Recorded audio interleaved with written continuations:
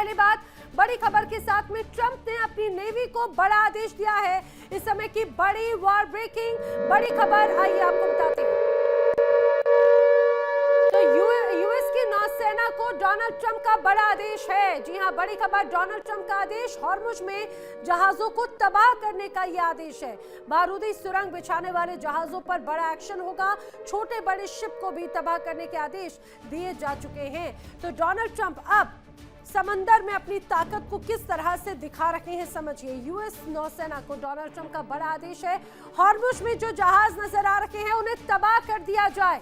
बारूदी सुरंग बिछाने वाले जहाजों पर बड़ा एक्शन होगा।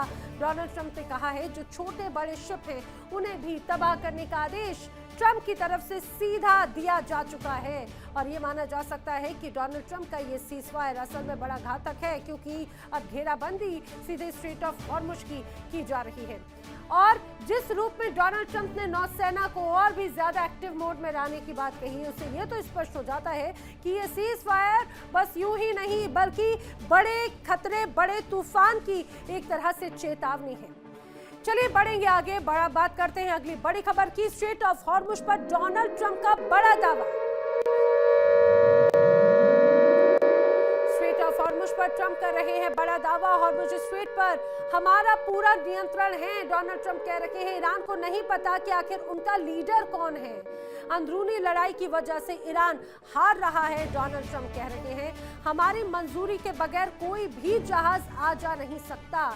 ईरान की डील करने तक ये पाबंदियां जारी रहेंगी। डोनाल्ड ट्रंप ने एक बार फिर से इस बात को दोहराया है। समझिए, डोनाल्ड ट्रंप का एक बार फिर यही बयान। स्ट्रेट ऑफ हॉर्मुज पर उनका बड़ा दावा है। वो कह रहे हैं कि स्ट्रेट ऑफ हॉर्मुज ईरान के कंट्रोल में नहीं है, स्ट्रेट ऑफ हॉर्मुज हमारे कंट्रोल में है। ईरान ये जानता ही नहीं कि आखिर उनकी लीडरशिप किसकी है, उनका लीडर कौन है, आखिर किसकी बात उन्हें सुननी है। डोनाल्ड ट्रंप ने एक बार फिर से ईरान पर अंदरूनी लड़ाई का आरोप लगाया। अंदरूनी लड़ाई की वजह से ईरान हार गया। हमारी मंजूरी के बगैर कोई जहाज आ जा नहीं सकता, ये बड़ा दावा ट्रंप कर रहे हैं। डोनाल्ड ट्रंप के अनुसार ईरान की डील करने तक ये तमाम नाकेबंदियां जारी रहेंगी जो हॉर्मुज स्ट्रेट में एक तरह से उनकी तरफ से लगाई गई है। चलिए बढ़ेंगे आगे, बात करेंगे अगली बड़ी वॉर ब्रेकिंग की। बड़ी खबर, पाकिस्तान ने एक बार फिर से चली है दोहरी चाल। तो बड़ी खबर, पाकिस्तान ने फिर चली दोहरी चाल। पाकिस्तान की एक बार फिर से असलियत सामने आ गई है। दरअसल ईरान यूएस डील में पाकिस्तान का नया प्रस्ताव है, हॉर्मुज खोलो ब्लॉकेड हटाओ प्रस्ताव। पाकिस्तान ने ईरान को दरअसल ये नया प्रस्ताव दिया। ईरान अमेरिका बातचीत में ये नया मोड़ माना जा रहा है। इस प्रस्ताव में दरअसल हॉर्मुज को लेकर बात कही गई है, हॉर्मुज खोलो और ब्लॉकेड हटाओ, यानी कि ये खासतौर से पाकिस्तान की तरफ से पहल की जा रही है, ऐसा दावा किया जा रहा है। क्योंकि एक तरफ नाकेबंदी की जा रही है, दूसरी तरफ लगातार तमाम पाबंदियां लगाई गई हैं।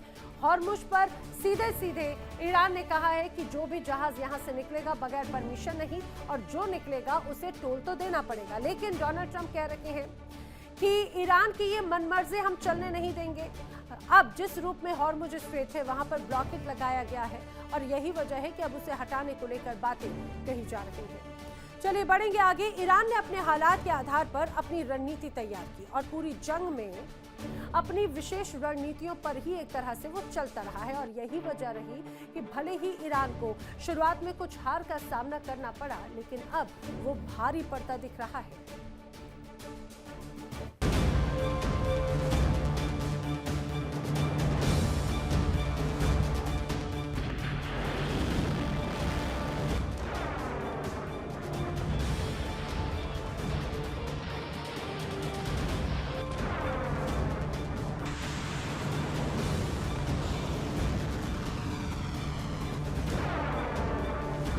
ईरान की सबसे बड़ी ताकत उसकी मिसाइल और ड्रोन पावर है। उसकी मिसाइलें भले ही कम रेंज की हैं, लेकिन वो बेहद शक्तिशाली और उन्नत है। इसके अलावा उसके ड्रोन बेहद शक्तिशाली होने के साथ सस्ते भी हैं। ईरान ने इस युद्ध में दुनिया को सस्ते हथियारों की अहमियत दिखा दी। उसके सस्ते और लंबी दूरी के ड्रोन ने अमेरिका के हाईटेक एयर डिफेंस सिस्टम की करोड़ों की मिसाइलें बर्बाद कर दी, जिससे न केवल अमेरिकी हथियारों की साख कमजोर हुई, बल्कि उस पर आर्थिक बोझ भी पड़ा। राष्ट्रपति ट्रंप के अनुसार ईरान के 150 से ज्यादा जहाज समंदर की गहराई में जा चुके हैं।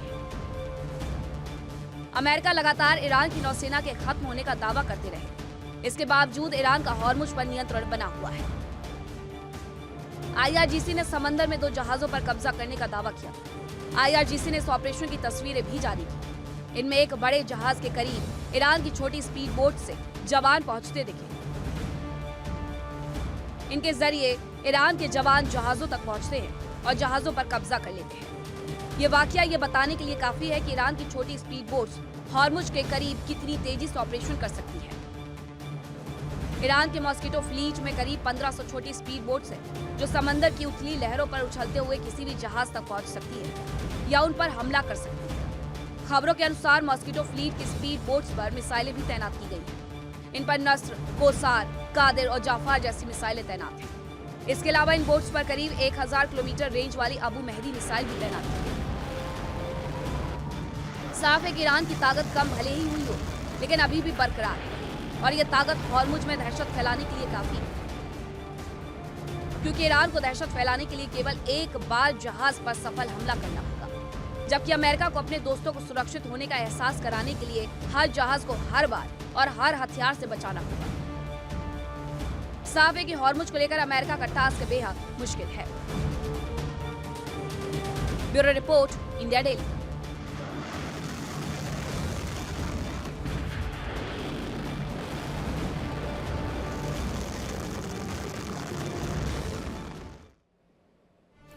और आइए अब आपको बताते हैं ईरान के छोटे और बेहद खतरनाक हथियार मॉस्किटो फ्लीट के बारे में, जो चर्चा का विषय है और कैसे ईरान ने तैयार की है अपनी ये नई सेना जिसे मॉस्किटो फ्लीट कहा जा रहा है। और ये छोटी छोटी मच्छरों रूपी जैसे उसकी ये सेना कैसे नाक में दम कर सकती है दुश्मनों के। दरअसल बताया जाता है ये छोटी और तेज नावों का झुंड है जिसे मॉस्किटो फ्लीट एक तरह से नाम दिया गया है। ये एक साथ झुंड में हमला करने में माहिर मानी जाती है।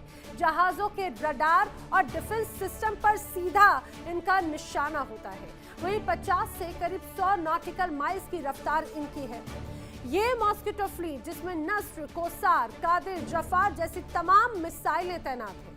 अबू मेहदी मिसाइल की तैनाती भी इस दौरान इसमें की गई है। कम गहराई वाले समंदर में बेहद प्रभावी जंगी जहाजों के मुकाबले नावों की कीमत काफी कम मानी जाती है, इसीलिए ये काफी कारगर ईरान के लिए मानी जा रही है। और ये मॉस्किटो फ्लीट इसीलिए दुश्मनों को चुनौती देने के लिए काफी है। अब चलिए बढ़ेंगे आगे अगली बड़ी खबर की तरफ। हॉर्मुज को लेकर ईरान का बहुत बड़ा कदम है इस समय की अगली बड़ी वर्ल्ड ब्रेकिंग बड़ी खबर। हॉर्मुज को लेकर ईरान ने एक कदम और आगे बढ़ाया है और समझिए हॉर्मुज से गुजरने वाले तमाम जहाजों से अब टोल वसूली शुरू भी की जा चुकी है। ईरान के केंद्रीय बैंक में दरअसल जो राशि है उसे जमा किया गया है और ये राशि हॉर्मुज स्ट्रेट से गुजरने वाले तमाम जहाजों के माध्यम से ली गई है। देखिए अभी तक तो टोल वसूली की तमाम बातें होती थी, लेकिन उसे यथार्थ कैसे सत्य साबित किया है ईरान ने, समझिए। अब जानकारी सामने आ रही है कि ईरान का जो केंद्रीय बैंक है उसमें बाकायदा भारी भरकम राशि जमा होना शुरू हुई। और ये राशि कहां से आई? ये राशि आई उन जहाजों से जो दूसरे देशों के हैं, लेकिन वो इस पूरे पैसेज का इस्तेमाल करते हैं। ये कहा जाए कि जो हॉर्मुज स्ट्रेट से होकर गुजरता है, हॉर्मुज स्ट्रेट को पार करने के लिए मोटी फीस देनी पड़ेगी, टोल देना पड़ेगा और वही देश यहाँ से गुजर सकते हैं जो ईरान की इस शर्त को मानते हो और टोल देने के लिए तैयार हो। लेकिन दूसरी तरफ अमेरिका इस बात को नहीं मानना चाहता। तो जो जहाज यहाँ पर फंसे हुए हैं उनके लिए तो आगे कुआं पीछे खाई वाली स्थिति है। अगर टोल नहीं दिया तो ईरान बख्शेगा नहीं और अगर टोल देकर आगे बढ़े तो अमेरिका छोड़ेगा नहीं। बहरहाल जहाजों से टोल वसूलने का कार्य शुरू हो चुका है और इसकी राशि केंद्रीय बैंक में भी जमा की जाने लगी है। जिस तरह से लगातार ये टोल वसूली का जो पूरा मसला है ईरान को ताकत देता है, ईरान की बिगड़ती अर्थव्यवस्था को मजबूत करने का एक बहुत महत्वपूर्ण मार्ग है। लेकिन अमेरिका को यही बढ़ती मजबूती, यही ईरान की मजबूत होती अर्थव्यवस्था आंखों में चुभने लगी है। डोनाल्ड ट्रंप बार बार इस टोल को लेकर निशाना साधते रहे हैं। ईरान कह रहे हैं कि हमें कोई आपत्ति नहीं हॉर्मुज से जहाज गुजरने को लेकर। जो जहाज गुजरना चाहता है आराम से गुजरे, उसे रोका नहीं जाएगा, लेकिन उसके लिए टोल देना होगा। लेकिन अमेरिका कह रहा है ये बात बिल्कुल मंजूर नहीं है। पहले तो एक शर्त ये भी नजर आई थी कि जो टोल वसूला जाएगा वो एक तरह से बंदरबाट हो ईरान और अमेरिका के बीच में, लेकिन ईरान ने कहा कि जमीन हमारी, धरती हमारी, क्षेत्र हमारा, तो टोल भी हमारा ही होगा। और यही बात अमेरिका को और भी ज्यादा खल गई। ईरान ने हॉर्मुज पर शिकंजा कसा, टोल वसूलने का ऐलान किया तो दुनिया को ईरान का हॉर्मुज पर नियंत्रण स्वीकार करने के लिए दबाव बनाया जाने लगा। अब ईरान ने एक और बड़ा कदम उठाया, हॉर्मुज से टोल वसूलना शुरू कर दिया है।